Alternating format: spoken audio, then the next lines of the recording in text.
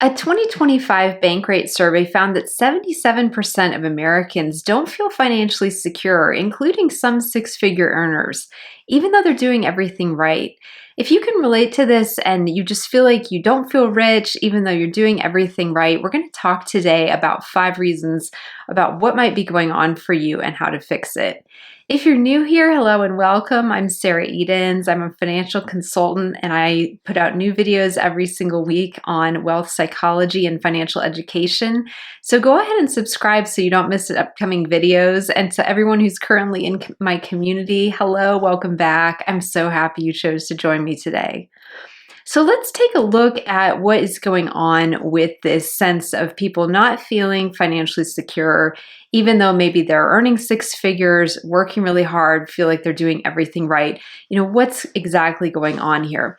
The first thing is that well-being, or you can also think about emotional satisfaction, seems to plateau around a certain threshold of income, meaning that above a certain amount of money that you make, that money is not necessarily going to make you that much happier. So there are some really interesting studies that have been done. There's a lot of debate in the financial literature about what that number is. Back in 2010, there was a controversial study that came out that said making $75,000 a year is that kind of benchmark, so that if you're making more than $75,000 a year, it's not going to make you demonstratively happier to make more money. Well, with inflation and the erosion of the purchasing price of the dollar, $75,000 doesn't go as far as it used to. So a new study came out a few years ago that was then saying, well, $200,000 is the benchmark, where if you're making over $200,000, anything above and beyond that isn't going to measurably improve your happiness. So there's some really interesting debate and interesting studies that have been done on this. I'll link to those in the description if you love digging into all the data and the research. But the bottom line is that there's a certain amount of money that we all need, and it's different for each and every one of us, to meet our basic living expenses. But then beyond that, money in and of itself isn't necessarily going to make us happier. It might make things easier. It might make it easier to solve problems. I know in my experience, as I've had access to more money, it's just easier to solve life's problems. You still have the same problems. It just is easier to solve them when you have money versus when you do not have enough money to solve your problems and are really struggling. And so I think in my mind, that's the big difference there. It's not even so much about like a benchmark figure to make every single year, below which you're going to be less happy, above which you're going to be more happy. It really comes down to a mindset of how you're approaching the money that you are making and thinking about how the money that you're making today, is it enough to meet your needs? Are you able to efficiently solve your problems? Or are you really still struggling to meet your needs and solve your problems efficiently and effectively and need then to make more money? So it just really depends on your situation, your living expenses, where you live in the world, cost of living, and all of that. So I don't even like to put a hard and fast number on that. But check out those studies in the description if you're interested for more. The second thing to think about is that many people, even high earners, like that BankRate study showed, don't necessarily feel financially secure even when they're making a lot of money. So it is also about your perception of how much money you need to feel financially secure. That might be one figure for someone. It might be a different figure for you. And so there is no hard and fast rule. That same BankRate survey, though, what was interesting, it was looking at specifically at people who made $100,000 or more a year. Among those, only about 42% of the survey participants said that they felt completely financially secure.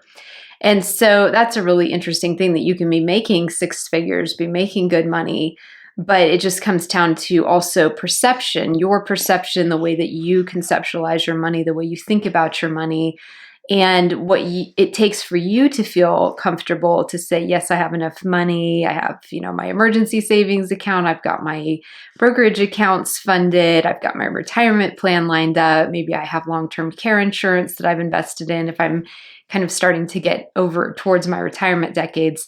So it just depends on where you are in your life and kind of your perception about how much money you need to just psychologically feel safe and secure as well, in terms of the ability for you to meet your own needs. The third thing to think about is that financial stress and worries still affect even those with higher incomes. So if you're making a salary that other people might look at and say, why do you have any concerns? Why are you worried? You're making so much money. Well, it's really fascinating, but there was a study that was done, and I'll link to it in the description. It found that financial worries are significantly associated with psychological distress across income levels. So even at a high income, you can still have financial stress depending on your situation, and then that can cause psychological distress as well.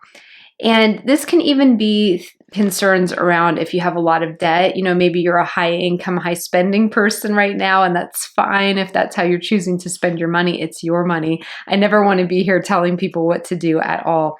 But maybe you're spending all the money that you're making right now and living a really amazing lifestyle. You might still have stress about money because maybe you don't have a lot of emergency funds. Maybe you haven't started to think about retirement planning yet. Maybe you're servicing a lot of debt to kind of keep your lifestyle afloat.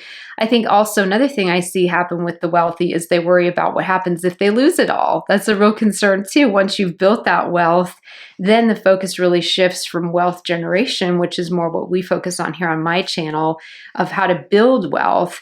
And your focus then shifts over to wealth preservation. And so it's more about how to preserve your capital, how to preserve your investments. You're not so focused on growing that number. You just want to not lose it. You want to keep it, help it keep pace with inflation and so forth. And so really depending on kind of where you are in that stage of your life is really key too. About, you could be making a lot of money, but maybe you're just worried you're going to lose it. And then how would you make it back? That kind of thing.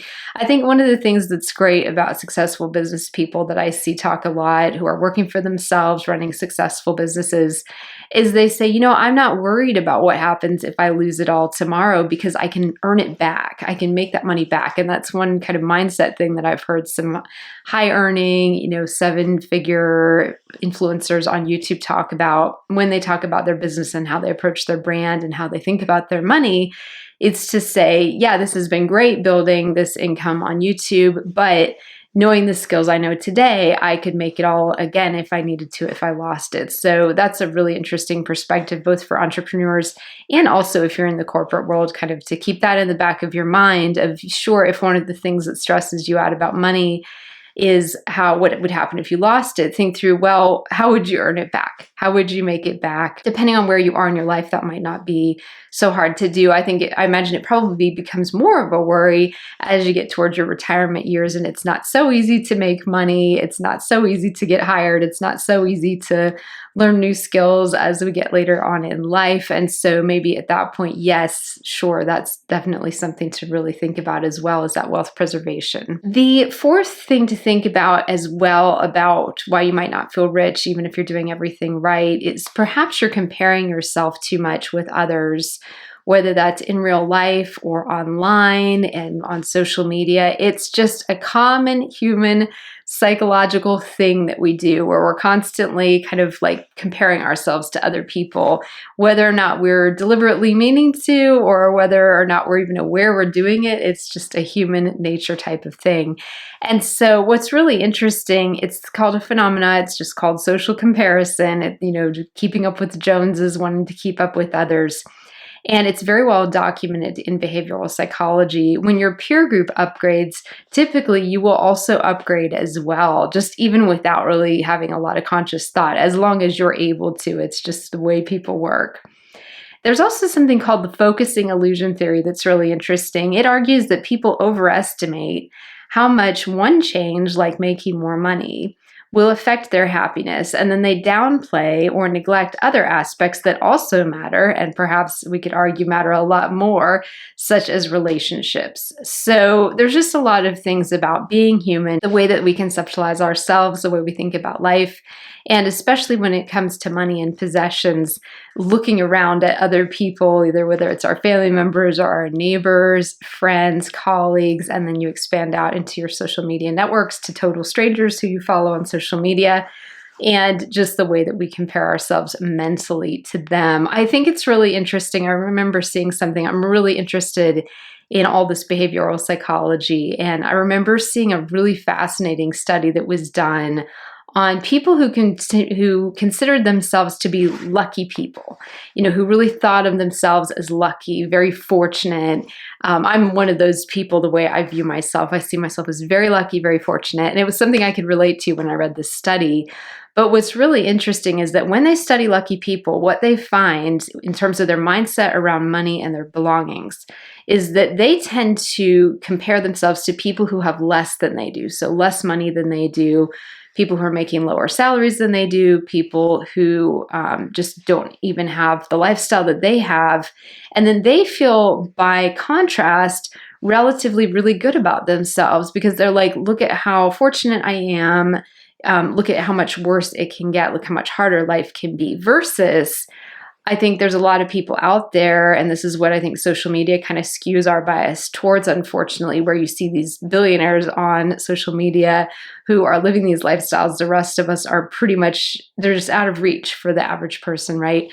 And so no matter how hard we work and no matter how hard we try, it's just these people are just living these fantastically large lifestyles. So if you're comparing yourself to someone who has a multi-million-dollar yacht, for example, or for someone who's going on these Instagram-worthy vacations or is carrying, designer bags all the time, and you're comparing yourself to those people, then of course you're going to feel far less lucky, far less fortunate because you're like, well, my life kind of sucks.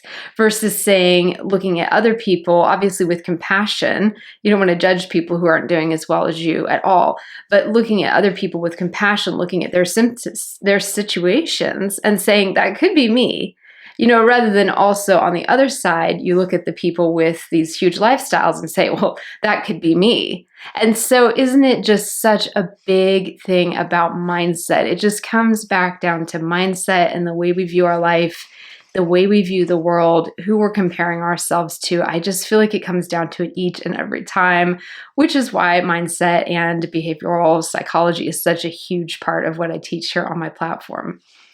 And then the fifth and final thing to think about why you might not feel rich even though you're doing everything right is that you may be doing everything right in terms of checking all the financial boxes, but your money perhaps is not aligned with meaning and purpose. And this is such an important point that I just think cannot be emphasized enough, is that it's really, really key for us all at some point when we have accumulated enough money to be able to take care of ourselves, take care of our retirement, all that good stuff, know that we're going to be looked after in the future, to really think about what is the point of making a lot of money if we don't have an impact? What's the point? And so it's really about then kind of turning your focus as well throughout your life towards what you can do in the world with your money for good, how you can use your money for good. And I'm not saying go and give all your money away or anything like that. You know me, I'm far more pragmatic than that. It's all about balance. But it's really, really key to make sure that you are using your money in a way that aligns with your values, with your goals. And also too, I would really highly encourage you, and I think this is something that gets missed a little bit in retirement planning, please don't put off everything for later, because the problem with later is that as we get into our later years, we don't know how long our health is going to hold up. We all hope, firmly that we're going to be like those super lucky people who live to be 100 and then die of a heart attack in their sleep and they have great health all the way up until the end. Well, that is not the majority of people. The majority of people have, more years at the end of their life than they would like, where they're struggling with health problems or just not feeling that great, not feeling well enough to travel or do any of the things that they love. So the real conundrum, I think, is that when we're younger, we often don't have a lot of money, but we've got our health, we've got energy, we can go out and do all these things. We just don't have any money. Well, later on in life, if you do things well financially, you have a lot of money, but then for all of us, our health does erode at some point. And so I really think it is a balance of making sure that you don't get to that later stage in your life and have a lot of regrets and say, I wish I'd prioritized my money differently so I had more experiences with my loved ones, more travel, whatever it is that you enjoy doing, that I'd done more of that while I had my energy and my health all in place still. So I think really, really key to pay attention to that, really think that through and just really focus on kind of building it all in. I think it's all about balance. And so I really would encourage you to just build in the things that you love doing, build in those experiences with your loved ones, build in that time to be able to take your kids on those trips, or, just do those things that you've wanted to do. And please don't put it all off till later. I think the other good reason to not put it off till later is none of us know how many days we're going to be blessed with on this earth. So also really, really key. We all assume we're going to live long lives, and I certainly hope I do. I hope you do.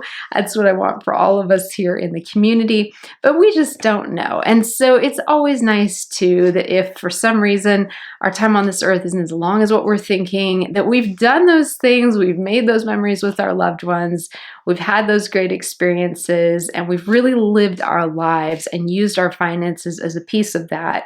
And then also make sure that we're planning ahead for the future, but it's just really a balance there. So that is 5 reasons why you might not be feeling rich, even if you're making good money and you're doing everything right. Thank you so much for joining me. If you enjoyed this video, I'm going to put up a new one here on screen that you might also enjoy. Maybe you've watched it, maybe you haven't, but I think you would like it. So I will see you in that video, and thanks so much for watching.